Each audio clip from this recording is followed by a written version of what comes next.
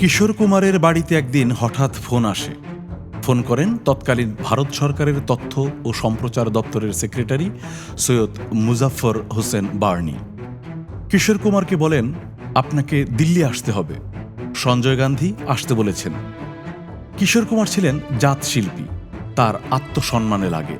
তিনি সাফ জানিয়ে দেন, তার সাথে কথা বলার আগে তার সেক্রেটারির সাথে কথা বলতে হবে, অ্যাপয়েন্টমেন্ট নিতে হবে, এভাবে কথা বলা যাবে না। সেই শুরু। উপমহাদেশের শ্রেষ্ঠ শিল্পীদের একজন কিশোর কুমার, অথচ তাকেও সহ্য করতে হয়েছিল রাজনৈতিক নির্যাতন। ভারতে তখন জরুরি অবস্থা জারি করেছে ইন্দিরা গান্ধীর নেতৃত্বাধীন কংগ্রেস সরকার। সংবিধান স্থগিত, রাজনৈতিক কার্যক্রম সীমিত। সে সময় যুব কংগ্রেসের একটি পদযাত্রায় কিশোরকে গান গাইতে অনুরোধ করেন ইন্দিরা পুত্র সঞ্জয় গান্ধী। কিন্তু কিশোরের মন তাতে সায় দিল না।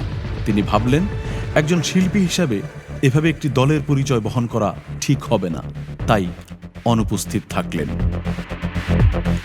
যুব কংগ্রেসের পদযাত্রায় তো কিশোর হাঁটলেন না। এরপর তার কাছে এলো তথ্য ও সম্প্রচার মন্ত্রণালয়ের প্রস্তাব। তথ্য ও সম্প্রচার মন্ত্রী বিদ্যাচরণ শুক্লা সে সময় কংগ্রেসের পক্ষে ২০ দফা কর্মসূচি নিয়ে প্রচারণা শুরু করেন। এই দফাগুলো এসেছিল মূলত সঞ্জয় গান্ধীর মাথা থেকে। বলিউড তখন সাধারণ জনতার হৃদয়ের মণিকোঠায়। সে সময়ের শীর্ষ সঙ্গীত শিল্পী হিসেবে তাই এই কর্মসূচি উপলক্ষে নির্মিতব্য বিজ্ঞাপন চিত্রের গানটি গাইবার প্রস্তাব পান কিশোর কুমার। সংশ্লিষ্ট মন্ত্রণালয়ের সে সময়কার যুগ্ম সচিব সিবি জৈন কিশোর কুমারকে টেলিফোন করে তার বাড়িতে একদল সচিব সমেত আসতে চান। কিশোর গানটি গাইতে চান না বলে ফোন রেখে দেন। এরপরই কিশোর কুমারকে রাষ্ট্রীয় সব গণমাধ্যম থেকে নিষিদ্ধ করা হয়। সে সময় রাষ্ট্রীয় গণমাধ্যম বলতে ছিল দূরদর্শন ও আকাশবাণী।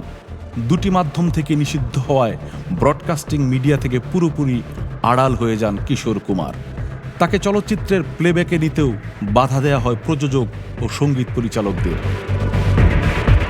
তার গ্রামোফোন রেকর্ড বাজার থেকে অলিখিত নিষেধাজ্ঞায় তুলে নেওয়া হতে থাকে। কিশোর কুমারকে নিষিদ্ধ করার ফলে অনেক প্রযোজকই আর্থিক ক্ষতির সম্মুখীন হন। তারা নিষেধাজ্ঞা প্রত্যাহারের জন্য কংগ্রেসকে চাপ দিতে থাকেন, তবে তাতে কাজ হয়নি। সাংবাদিক রঞ্জন দাশগুপ্তর সাথে আলাপচারিতায় মান্না দে বলেছিলেন, মোহাম্মদ রফি সঞ্জয় গান্ধীর সঙ্গে সরাসরি দেখা করে বলেছিল যে, জওহরলাল নেহরুর নাতি হয়ে আপনি কি করে কিশোরের মতো শিল্পীকে নিষিদ্ধ করতে পারলেন?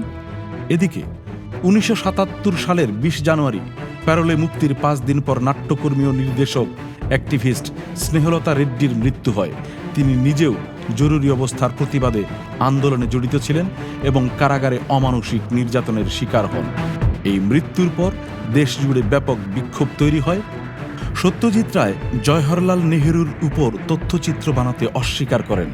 দেবানন্দ ও তার দুই ভাই চেতন ও বিজয়, উৎপল দত্ত, মনোজ কুমার, প্রাণ, উত্তম কুমার, ঋষিকেশ মুখার্জি, সলিল চৌধুরী সহ অনেকেই প্রতিবাদ জানাতে থাকেন। পরবর্তীতে কংগ্রেস জরুরি অবস্থা বাতিল করে ও নির্বাচন অনুষ্ঠিত হয়। নির্বাচনে ভরাডুবির মধ্য দিয়ে তাদের একটানা ৩০ বছরের শাসনের অবসান হয়। এরপর কিশোর কুমারের উপর আরোপিত সমস্ত নিষেধাজ্ঞাও প্রত্যাহার করা হয়। পরবর্তীতে জনতা দলের মোর্রারজি দেশাই প্রধানমন্ত্রী হলে তদন্ত কমিশন গঠিত হয়। জাস্টিস জেসি শাহের নেতৃত্বাধীন তদন্ত কমিশনের কাছে বিদ্যাচরণ শুক্লা স্বীকার করেছিলেন এসব মূলত তার ও সঞ্জয়ের ইচ্ছেতেই ঘটেছিল। এটি একজন শিল্পীর প্রতি অত্যন্ত গর্হিত ও অন্যায্য আচরণ বলে তিনি এক বাক্যে স্বীকার করে নিয়েছিলেন। ১৯৭৭ সালে এই নিষেধাজ্ঞা ওঠার পর আবার দূরদর্শনে দেখা যায় দুরন্ত পারফর্মার কিশোর কুমারকে। আকাশবাণীতে সম্প্রচারিত হয় তার গান। পরবর্তীতে প্লেব্যাকে, কনসার্টে শীর্ষে ছিলেন আমৃত্যু। রাজনীতি মূলত অন্ধ। রাজনীতি কেবল স্বার্থ বোঝে। রাজনীতি শিল্প বোঝে না, শিল্পী চেনে না। যদিও রাজনীতিকে মানুষ চিরকাল ভয় পেয়ে আসছে, ভালোবাসেনি কখনো।